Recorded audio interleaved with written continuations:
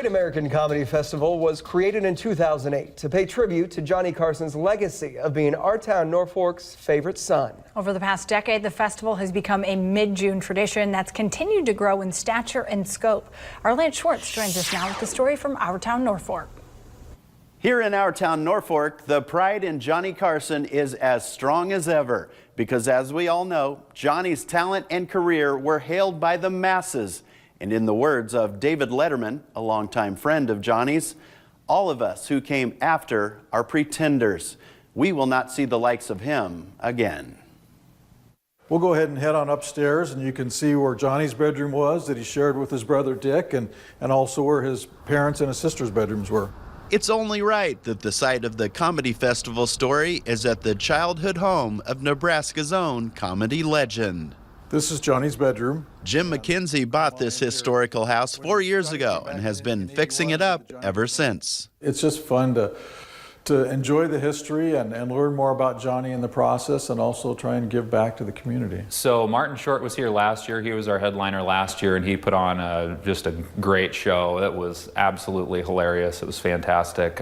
Really enjoyed Drew Carey. Got to interact with him a little bit after that show. Chase Pfluger joined the Comedy Festival organizational team as a booking agent last year. Growing up in Norfolk, Johnny's our hometown hero and definitely has a lot of influence. And the other thing about Johnny is he's just given so much back to Norfolk. Big-time performers such as Robert Klein, Larry Miller, and Caroline Ray have attended the festival in the past. The crowds were huge from the get-go, and they've just continued to fill the theater year in and year out. So it's just the energy, and people are always looking forward to it every year.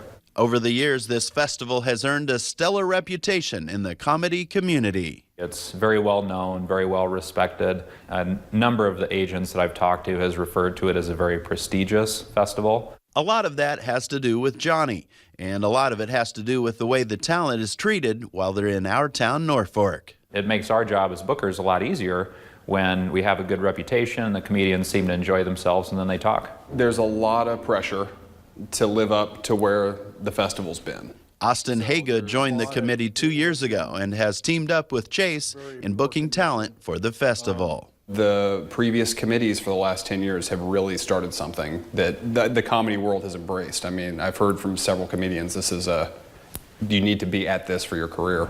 So it's talked about, which is always mind-blowing to me. Something tells me Mr. Carson would be proud.